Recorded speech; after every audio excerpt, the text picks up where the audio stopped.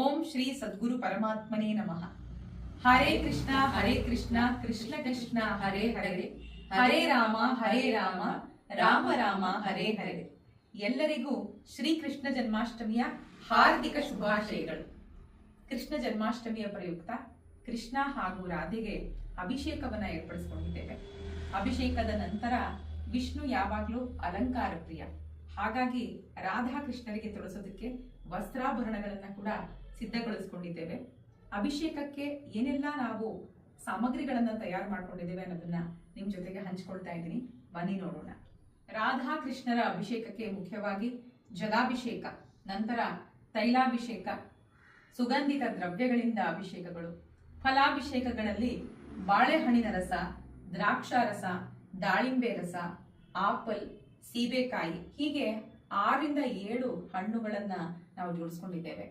ಪಂಚಾಮೃತ ಅಭಿಷೇಕಕ್ಕೆ ಹಾಲು, ಮೊಸರು, ತುಪ್ಪ, ಜೇನುತುಪ್ಪ, ಸಕ್ಕರೆ ಹಾಗೂ ಎಳನೀರು, ಮತ್ತೆ ಪುಷ್ಪ ವೃಷ್ಟಿಗೆ ಹಲವಾರು ವಿಧದ ಹೂಗಳನ್ನ ಜೋಡಿಸ್ಕೊಂಡಿದ್ದೇವೆ. ರಾಧಾ ಕೃಷ್ಣರಿಗೆ ಪುಷ್ಪವೃಷ್ಟಿಗೆ ಮಲ್ಲಿಗೆ ಹೂವು, ಸಂಪಿಗೆ, ಬಣ್ಣ ಬಣ್ಣದ ಶಾಮಂತಿಗೆ ಹೂಗಳನ್ನ ಬಿಡಿಸ್ಕೊಂಡಿದ್ದೇವೆ. ತುಳಸಿ ಹಾಗೂ ಪನ್ನೀರ್ ಎಲೆಗಳನ್ನ ನಾವು ಬಿಡಿಸ್ಕೊಂಡಿದ್ದೇವೆ. ವಿಷ್ಣು ತುಳಸಿ ಪ್ರಿಯ, ಹಾಗಾಗಿ ಪೂಜೆಗೆ ಮುಖ್ಯವಾಗಿ ತುಳಸಿ ಹಾರಗಳನ್ನ, ಕಣಗಿಲೆ ಹೂವನ್ನ ಮತ್ತು ರೋಜಾ ಹೂಗಳನ್ನ.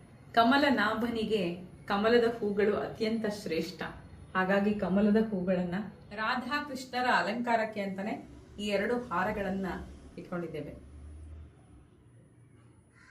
ಕೃಷ್ಣ ಇದ್ದ ಕಡೆ ಹಾಲು, ಮೊಸರು, ಬೆಣ್ಣೆ, ತುಪ್ಪಕ್ಕೇನು ಕಡಿಮೆ ಇರಬಾರದು. ಕೃಷ್ಣನಿಗೆ ಅಭಿಷೇಕಕ್ಕೆ ಹಾಲು ಮತ್ತೆ ಮೊಸರು, ತುಪ್ಪ, ಜೇನುತುಪ್ಪ, ಕಲ್ಸಕ್ಕರೆ. ಫಲಾಭಿಷೇಕದಲ್ಲಿ ಬಾಳೆಹಣ್ಣಿನ ರಸ, ಸೀಬೆ ಹಣ್ಣಿನ ರಸ, ಕಪ್ಪು ದ್ರಾಕ್ಷಾರಸ, ಬಿಳಿ ದ್ರಾಕ್ಷಾರಸ, ಅನಾನಸ್ ಹಣ್ಣಿನ ರಸ, ಆಪಲ್ ಹಣ್ಣಿನ ರಸ, ಎಳನೀರುಗಳನ್ನ ಅಭಿಷೇಕದಲ್ಲಿ ಉಪಯೋಗಿಸ್ಕೊಳ್ತಾ ಇದ್ದೇವೆ. ಶ್ರೀಕೃಷ್ಣನ ಪೂಜೆಗೆ ಮಾವಿನ ತಳಿರು ತೋರಣಗಳಿಂದ ಹಾಗೂ ಹೂಗಳಿಂದ ಇದನ್ನ ಸಿದ್ಧಗೊಳಿಸಿಕೊಂಡಿದ್ದೇವೆ.